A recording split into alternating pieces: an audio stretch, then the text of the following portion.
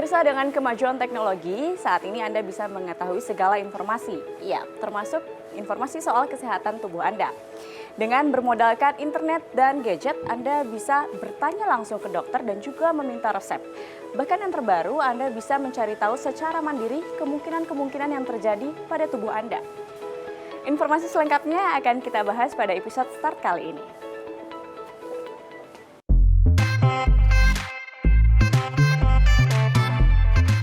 Semua ada dalam genggaman. Rasanya frasa tersebut sangat identik dengan kemajuan teknologi. Namun bukan hanya soal kepraktisan, teknologi tentu membawa banyak kebermanfaatan. Indonesia dikenal sebagai negara kepulauan yang amat luas dengan jumlah penduduk 265 juta jiwa. Sementara tenaga kesehatan atau dokter di Indonesia hanya ada sekitar 168.000 saja. Apalagi sebaran dokter tidak merata. Lebih dari 50% dokter berada di Pulau Jawa. Oleh karena itu, sejumlah platform layanan kesehatan digital muncul mencoba mengentaskan permasalahan ini. Platform terbaru bernama Priksa menawarkan layanan pemeriksaan kesehatan berbasis Artificial Intelligence atau AI.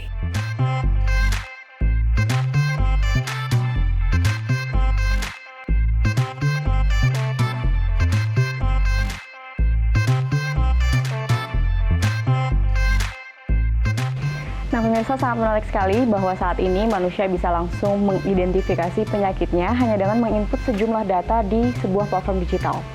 So, James, what's the idea behind Priksa? Yeah, so if we think back to really a general view of healthcare, healthcare is an interaction between doctor and patient, and doctors can only handle so many patients because of their time that they have 24 hours in a day, and the amount of doctors amount of population they increase, the amount of doctors increase as well. Now, putting doctors on a platform or for teleconsultation, yes, it does introduce more efficiencies, more reach, but at the end, it's not scalable in a way for a nationwide because of that. Going back to that ratio of one doctor for every 4,000. We at Priksa want to find a more effective way to employ technology and benefit that. Adalah Priksa, platform digital kesehatan berbasis teknologi AI yang baru diluncurkan November 2019. Melalui platform ini, Anda akan mendapatkan informasi sejumlah kemungkinan diagnosa penyakit dari data yang sudah dianalisis oleh mesin. Saat masuk ke laman web Priksa, user akan diminta mengisi sejumlah data diri, seperti usia, gender, berat, dan tinggi badan. Kemudian, user akan ditanya soal kebiasaan. Apakah Anda merokok atau konsumsi minuman beralkohol? Mesin AI Priksa juga akan menanyakan penyakit yang Anda derita sebelumnya, seperti diabetes atau hipertensi. Dan setelahnya, Anda akan dituntun untuk mengenali gejala penyakit yang Anda rasakan. Does the technology will remove doctor's work or? No, so we never position Priksa to ever replace a doctor, and I think it's going to be hard pressed to actually replace a doctor.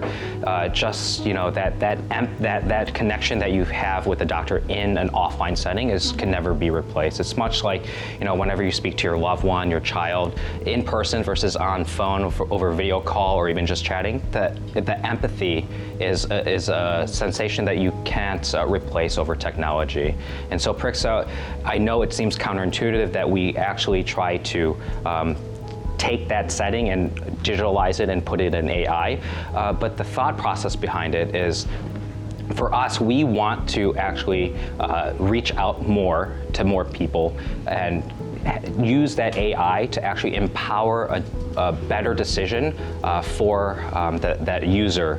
So when they go into the offline clinic or go in to see their doctor, they're able to actually empower themselves with the knowledge or at least some kind of understanding of what their symptoms. Recommendations. Correct. To the patient. Yes. So when they go to that setting, that offline setting with the doctor, they can have an in-depth conversation with the doctor. Yes. How big the data that Priksa have for the artificial intelligence? Yeah. What kind of data that Prixa already collect so far? Yeah, so we started with a proprietary database. One of our partners is one of the largest healthcare groups in Indonesia, and we took common symptoms that they found in the clinics, and we built algorithms based on that. We do have a large database, and we do collect more. And AI is the type where the more encounters that you have, the more data that you have, you can get more accurate and have a better user experience.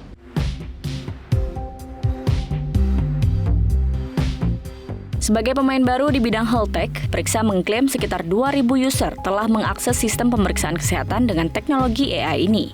CEO sekaligus founder Prixa, James Roring, mengaku ia masih fokus dalam membangun big data perilaku kesehatan masyarakat, pengelolaan klaim asuransi personal, dan manajemen risiko kesehatan. Kalau dari riset yang ada di sebelumnya ya, pencari informasi kesehatan itu hampir 80% ya. Nah, tapi sejauh ini kalau dijumlahkan semua, kemungkinan besar itu di atas 50 juta. Kita memang harus melihat lagi masing-masing, ya kan. Tapi kalau secara pengguna itu sangat banyak pastinya, dan ini bertumbuh terus. Dari segi jumlah ya, dari segi jumlah dan dari segi funding total segala macam itu ya meningkat pesat. Ya, jadi kalau dari jumlah ya sekarang ada 100 yang terdaftar di Asosiasi Health Tech Indonesia, dan kami yakin di luar itu masih banyak inovasi karena ada member lebih sekitar hampir 300 yang member profesional.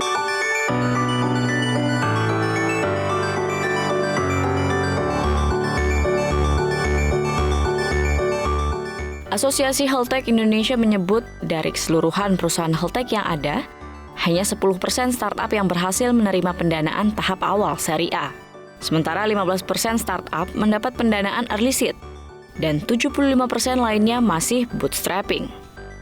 Nah, salah satu startup yang cukup pesat mengembangkan model bisnisnya dalam beberapa tahun terakhir adalah Halodoc.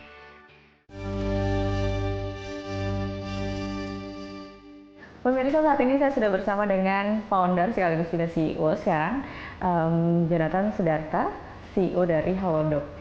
Hai, Selamat malam Mas Jonathan. Baik, how are you? Baik. Nah Mas Jonathan, Halodoc adalah salah satu pionir startup di bidang kesehatan yang juga memperkenalkan budaya tanya langsung dengan dokter ya. Sejauh ini 4 tahun berjalan dari 2016, seperti apa sih perubahan perilaku masyarakat untuk bertanya langsung dengan dokter apalagi melalui chatting? Kalau kita lihat sekarang keberadaan teknologi ini kan memang punya dampak besar terhadap perubahan perilaku masyarakat ya. Kita mulai dari orang dulu beli makanan, sekarang sangat lumrah untuk orang beli makanan pakai handphonenya gitu. Yeah.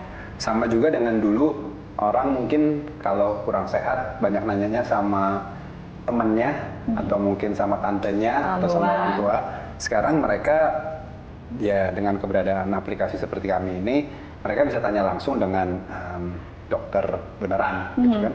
Jadi kalau pertanyaannya bagaimana, menurut saya setiap tahun itu lompatannya kuantum ya. Jadi kalau dalam 4 tahun yang lalu, jadi kalau kita dibandingkan sama berapa tahun yang lalu, mungkin pertumbuhannya udah ribuan kali lipat ya gitu ya. Dari sisi kebiasaan orang. Jadi itu sungguh cepat ya, 4 tahun udah langsung ribuan orang. Kalau dari segi gender dan lain-lain atau rentang usia, ada data signifikan yang berubah begitu? Kalau kita lihat pengguna terbesar dari Halodoc itu kira-kira umuran 29 tahun. Jadi memang itu sweet spotnya kita kalau kita lihat. Dan kalau secara gender rasanya cukup seimbang ya antara perempuan dan laki-laki. Yang menarik adalah justru jam konsultasinya mereka. Boleh diceritakan gimana? Ada yang buat saya menarik adalah karena sebelum saya atau kita berkecimpung di dunia ini, saya nggak pernah nyangka bahwa salah satu peak yang tinggi itu adalah jam-jam 4 pagi. Karena ternyata jam 4 pagi ini kan mungkin jam banyak orang sholat subuh, dan mereka mungkin sebelum nganter anak sekolah atau apa, mereka sebenarnya punya banyak keluhan apa segala macam, justru mereka banyak di situ. Jadi itu hal yang menarik, di mana dari dunia fisikal rasanya nggak mungkin ngobrol sama dokter jam 4 pagi gitu kan, tapi justru ternyata di jam 4 pagi inilah yang besar kalau kita lihat. Itu yang buat saya menarik, di mana perilaku digital itu sangat berbeda dengan perilaku mungkin physical world. virus Corona. misalnya. Di tempat kita menarik untuk melihat dalam 4 minggu terakhir itu ada spike lompatan diskusi tentang apa saya kena corona nih.